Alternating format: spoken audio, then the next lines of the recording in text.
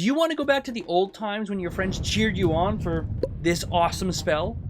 Well, you've come to the right place because I'm going to show you how you can spark joy and wonder with these spell combos in D&D 5th edition.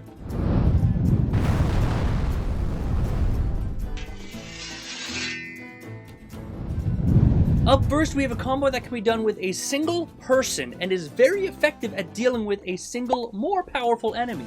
I call it the Curse of Disorientation, and it combines the spell Mind Sliver and Bestow Curse. Mind Sliver is a crowd favorite cantrip that drives a spike of psychic energy into the mind of one creature within 60 feet. That creature must make an intelligence saving throw or take damage and become befuddled, having to subtract a d4 from their next save. This is actually an incredibly powerful cantrip because it utilizes the statistically worst saving throw of all creatures in 5th edition, meaning that there is a high probability that they're going to fail the save when you cast it. Assuming they fail that save, then they have to subtract a d4 from their next save, which pairs beautifully with Bestow Curse, which happens to require a Wisdom saving throw or suffer one of 4 possible but debilitating curses. The main purpose of this combo is pretty much to guarantee a creature fails their save against Bestow Curse, but if you want more bang for your combo, then I've got you covered.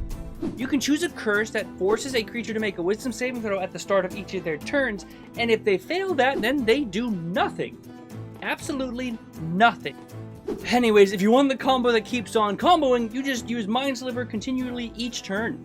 This will continue inflicting a deduction from their next save, which just so happens to be their save from Bestow Curse. And if you want to go even deeper, you and your party could use other spells like Silvery Barbs to make absolutely sure that enemy is not moving this turn. Next up, we have another combo that can be done with a single caster and is very good at dealing with a large cluster of enemies. I like to call it Frostfire Blast, and it combines the spells Wall of Ice and Flame Strike. Wall of Ice creates a wall of ice. Honestly, that's pretty much it. The wall is made up of 10-foot panels, and it can be made into a hemispherical dome with a radius of 10 feet. The wall is vulnerable to fire damage, and when it breaks, it leaves frigid air in the area, which deals 5d6 cold damage to any creature that enters it. And breaking the wall is ideally what we want to do because our next spell, Flame Strike, is where the damage really kicks into high gear. Flame Strike creates a 40-foot high column of radiant fire that deals 4d6 fire and 4d6 radiant damage to all creatures within that 10-foot radius. This does require a dex save, but assuming creatures are stuck in a wall of ice, it should be pretty easy to hit a bunch of enemies with this spell. But the combo isn't done yet. Remember that wall of ice is vulnerable to fire damage, meaning that it takes double damage from the first half of Flame Strike. Once you Flame Strike, the wall of ice would effectively break immediately and leave frigid air in its wake, dealing an extra 5d6 damage to any creature stuck within. And that's Frostfire Blast. Taking a step back into the lower levels, we have a combo that's incredibly effective at keeping you out of harm's way in combat. I call it Out of Focus, and it combines the spells Blur and Mirror Image. Blur is a great defensive second level spell that causes your body to become blurred, granting disadvantage to any attack rolls made against you. But if you combo it with Mirror Image, it gets a little silly. Mirror Image creates 3 illusory duplicates of yourself, and as you might have guessed, makes it increasingly more difficult to actually land a blow on you. But Mirror Image doesn't give disadvantage and works in a very unique way. When a creature makes an attack against you, the caster must roll a d20, and there is a chance that instead they attack a duplicate, effectively nullifying the attack against you. But on the off chance that they actually do choose the right image, they would have disadvantage on that attack. So if a creature wanted to attack you, they would have to get past 3 separate d20 rolls in order to actually hit you. And that's not considering the fact that even if they miss you, there's a chance they might miss the mirror image as well. And that's rules as written, but it's worth pointing out that some DMs may interpret it to be a bit more open and grant that blur effect to your duplicates as well. But that is entirely DM dependent, so keep that in mind. But regardless of whichever interpretation your DM allows in this combo, it is a great way to keep a squish your party member safe in a dangerous situation. Next up, we go back to the higher levels with a combo that I simply call Thunderstorm.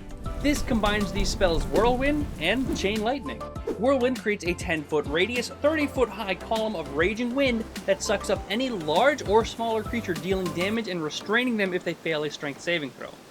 It deals 10d6 damage, and while it is significant, we really focus on the restrained effect because that combined with Chain Lightning can get into some crazy damage against multiple enemies. Chain Lightning, of course much more popular, shoots lightning towards a creature that arcs and chains to other targets, totaling up to 4 potential creatures. Each creature must make a dex save or take 10d8 damage. But remember, the creatures in the whirlwind are restrained, and restrained gives disadvantage on all dex saves, meaning that it's much more likely that the creature in that whirlwind will fail their save, thereby taking a boatload of damage. But let's math this out.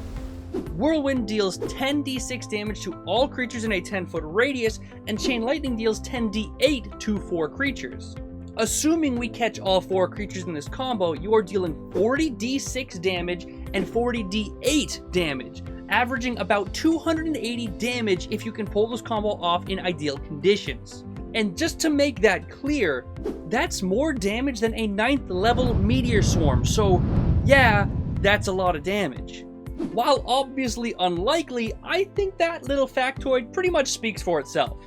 But anyways, moving on to our last combo for today, we have Bramble Pulse, which combines Wall of Thorns and Pulse Wave. Wall of Thorns is a bit different than the other wall spells because while it does deal damage, it also slows enemies' speed similar to that of a plant growth spell. Specifically, any creature that starts or ends its turn in the wall must make a dex save or take 78 damage. And in order to move 5 feet through the wall, you must spend at least 20 feet of your movement speed. While the wall is only 5 feet thick, you could technically layer the wall up, making it thicker. And if you did this, it would make it near impossible for creatures to get through the wall in 1 or maybe even 2 or 3 turns. But if we put Pulse Wave into this, it gets kinda silly. Now, Pulse Wave isn't a necessary spell as it is a Dunamancy specific spell, but there are plenty of other spells that push creatures around. I simply chose Pulse Wave because it pushes 15 feet rather than 5 or 10, making it super effective when used in tandem with Wall of Thorns. And just imagine pulling this out in a tight corridor, you could pretty much end combat instantly. So make sure to pull out Bramble Pulse if you ever need a bit more control over an area. But that's it for 5 overpowered spell combos in D&D 5e. Before we finish, I want to give a huge thank you to our YouTube members and patrons. All of these names you see somewhere behind me help support me in creating content that we all get to enjoy, so if you see any of them in the comments section, be sure to give them a thumbs up. And if you want to support the channel, you can join as a YouTube member or a patron down below. Both members and patrons get access to all of our homebrew, items, NPCs, and special roles in our Discord. Also, if you have any cool spell combos, let me know in the comment section below. I read every comment, almost always reply, and who knows, I might even feature your comment in the next video. Thank you very much for watching, I hope you enjoyed, and I'll see you on Friday.